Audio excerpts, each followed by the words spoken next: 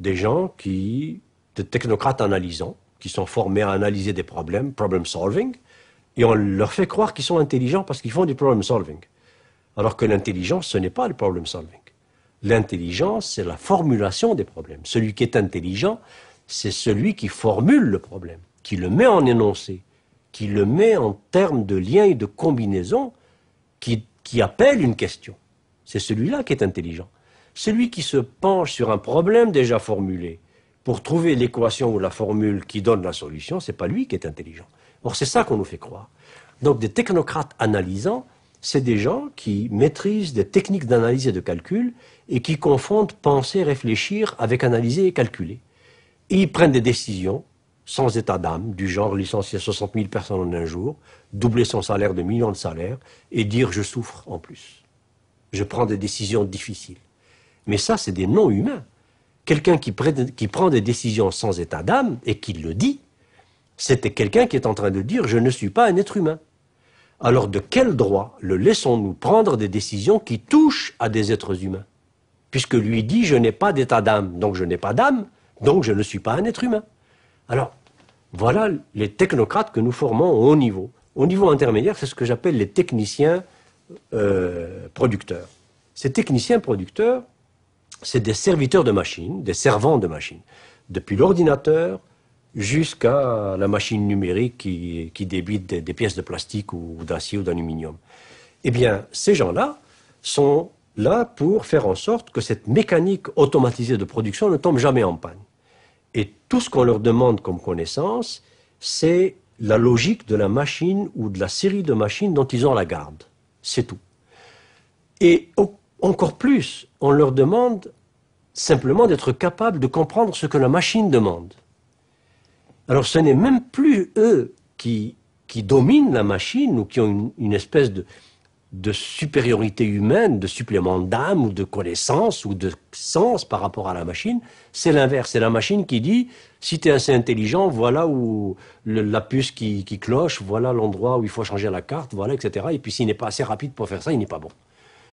Alors, et au niveau inférieur, qu'est-ce qu'on forme? Ben, on ne forme plus.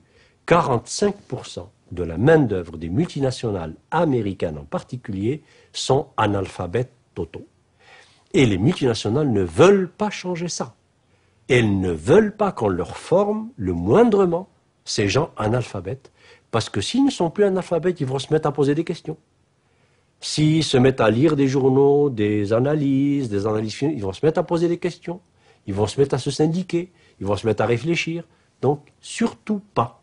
Alors, nous avons aujourd'hui, particulièrement en Amérique du Nord et aux États-Unis encore plus, des diplômés du primaire et du secondaire qui sont à peu près dans une proportion qui est assez hallucinante, qui atteint chez nous en tout cas 1 sur 4 au Québec. Et aux États-Unis, si on regardait les vrais chiffres, je suis sûr qu'on approcherait de la même proportion, sinon plus, qui sont diplômés et qui sont analphabètes, qui savent à peu près ni lire ni écrire, mais ils ont un diplôme. Et ce diplôme primaire ou même secondaire, ils l'ont obtenu par l'ancienneté, tout simplement par la présence et par l'âge. Et ça arrange le système. Parce que quand vous avez des opérateurs à la base qui sont des bipèdes quasi décérébrés, c'est-à-dire à qui on n'a même pas appris à penser, parce que pour apprendre à penser, il faut apprendre à lire. Et il faut lire. Si je veux apprendre à penser, il faut que je lise Victor Hugo. Il faut que je lise des poèmes, il faut que je lise des philosophes, il faut que je lise... C'est ça qui m'apprend à penser, des écrivains. Je ne peux pas penser sans me mettre des mots et des façons de manipuler ces mots dans ma tête. Alors si je n'ai pas ça, je ne peux pas penser. Donc, je peux devenir un excellent reproducteur du système qui ne pense pas et qui défend le système. Alors vous avez maintenant des ouvriers qui disent, et ça m'est arrivé, quand je vais dans des situations graves où il y a des fermetures, des mises à pied, etc., et puis je pose la question à des ouvriers, mais qu'est-ce que vous en pensez? Très souvent, ils me disent, ben, c'est la loi du marché, c'est la compétitivité, il faut qu'on soit plus compétitif que les Japonais, sinon ils deviennent les défenseurs du système qui est en train de les broyer. Tantôt, on a commencé notre discussion en essayant de voir comment il y a des réseaux par lesquels les idées circulent. Alors, dans le cas de l'éducation, c'est un peu la même chose. Alors, on va trouver des justifications idéologiques, des théoriciens, des gens qui ont pensé le monde de l'éducation, en souhaitant sa transformation dans le sens que je vais décrire. D'un autre côté, on a aussi des institutions transnationales puissantes où on va véhiculer le même discours, puis forcer, inciter les acteurs, les gouvernements, les professeurs à adopter des pratiques conformes à ces idéaux. Et finalement, on va avoir des groupes de pression, des think tanks, où on va s'efforcer de réaliser la même chose. Alors, dans le cas de l'éducation, c'est assez frappant, parce que les trois se trouvent, tu vois. Le théoricien de l'éducation le plus influent des 50 dernières années, c'est pas un penseur de l'éducation ou un pédagogue, c'est un économiste. Hein? Alors, je dirais que vraisemblablement, le plus important théoricien de l'éducation, c'est un monsieur qui s'appelle Gary Becker. Alors, il est toujours vivant, il enseigne à l'Université de Chicago. Et ce qu'il a développé, s'explique en 5 minutes, c'est la théorie du capital humain. C'est l'idée selon laquelle l'être humain et ce qu'il sait constitue un capital dans lequel il faut investir et qu'il faut évaluer du point de vue de sa rentabilité économique. Alors, cette théorie-là, qui est la théorie du capital humain, qui permet d'appliquer des outils mathématiques de l'économie à la question de l'éducation, désormais envisagée comme du capital, un capital d'un certain ordre, mais qu'on peut comptabiliser comme tous les autres. Cette théorie-là a été la plus influente dans le monde au cours des 50 dernières années.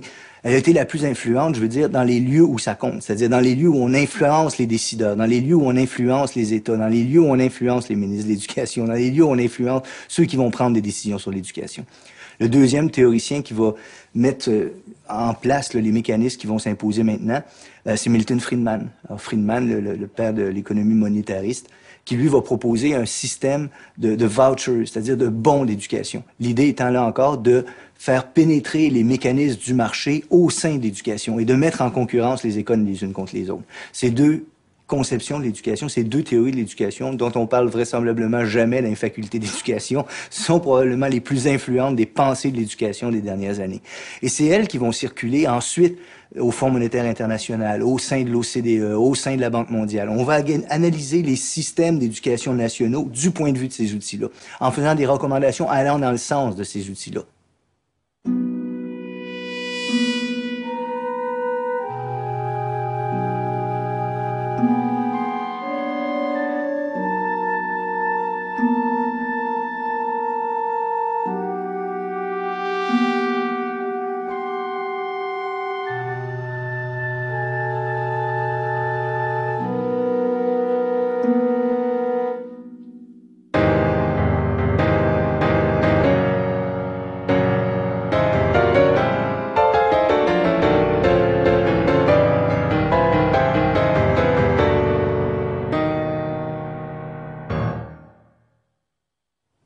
Historiquement, on dit souvent qu'Hitler a inventé l'idée de propagande. C'est vrai qu'on va souvent lire dans les journaux ou ailleurs l'idée que Hitler, lors de la Deuxième Guerre mondiale, a compris le rôle de la propagande. Et c'est vrai que lors de la Deuxième Guerre mondiale, Hitler a compris l'importance de la propagande dans une société.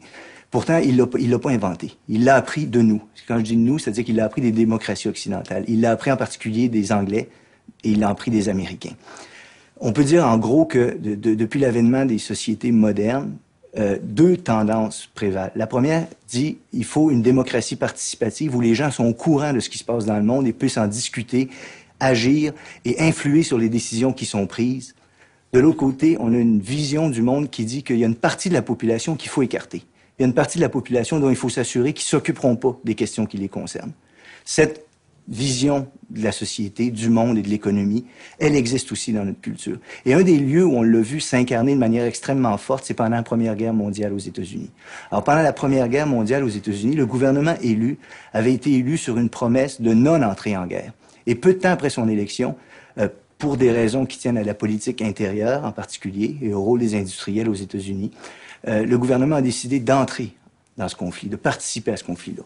Il s'est donc trouvé avec un problème grave, c'était de faire face à une population opposée à l'entrée en guerre. Pour résoudre ce problème-là, ils ont créé une commission qui porte le nom du journaliste qui va la présider, M. Creel. Cette commission s'appelle donc la commission Creel. Et cette commission-là va largement inventer les techniques modernes de propagande, les techniques modernes de façonnement de l'opinion, de préparation de l'opinion publique.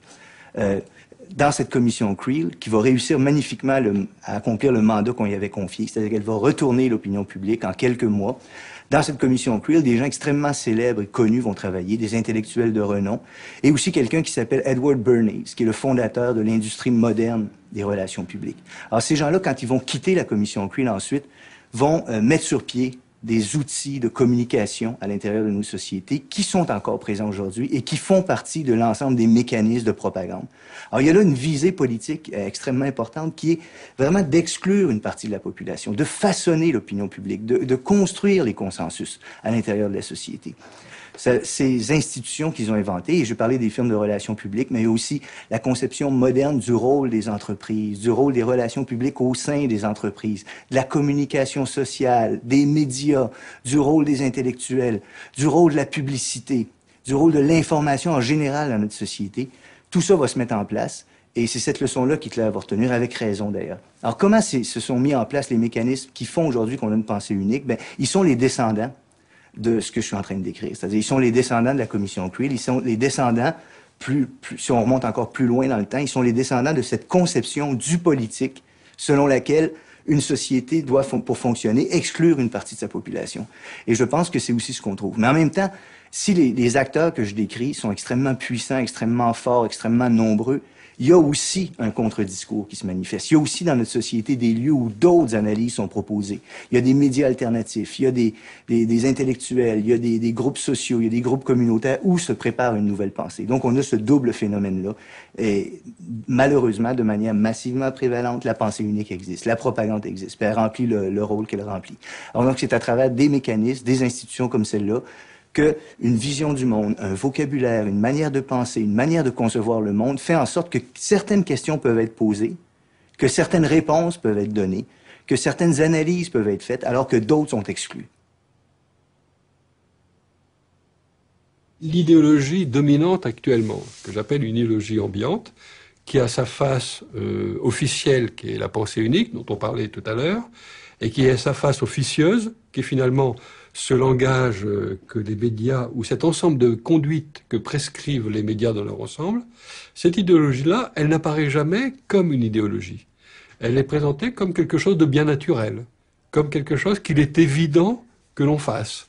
Doit être évident d'avoir une télévision. Comment peut-on ne pas avoir de télévision au XXe siècle, ou à la fin du XXe siècle? Il est évident d'accepter le système publicitaire.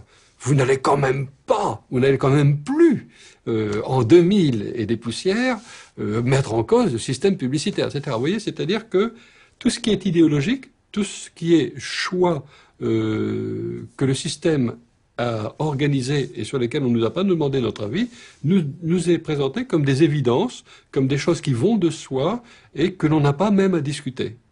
Bon, ça c'est très intéressant. Et alors effectivement, à propos de la pensée unique, qui est une manière uniforme, partielle et sectaire d'interpréter l'économie ou de la faire, Alain Minck avait dit, ce n'est pas la pensée qui est unique, c'est la réalité.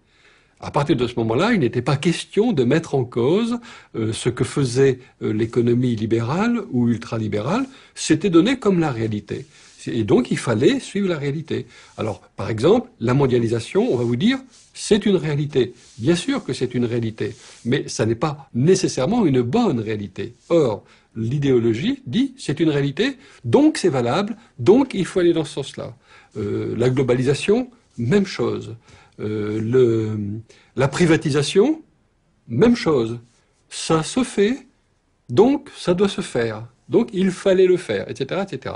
Donc on présente sous forme de fait accompli les choses qu'il faut faire accepter par les gens, au lieu de leur demander s'ils sont d'accord ou pas. Bon. Alors naturellement, ça rejoint ce que je disais dans mon livre sur le sophisme de l'inéluctable. La plupart des politiciens couvrent leurs actions, leurs choix, car ce sont des choix et des décisions, sous l'espèce de l'inéluctable. On ne pouvait pas faire autrement. C'était écrit. Les Américains font ceci. Or, tout le monde sait qu'en France, il se produit toujours ce qui se produisait 10 ans avant aux États-Unis. Donc, il fallait le faire en France. La société Renault a fermé une usine en Belgique. Pour, naturellement, restructurer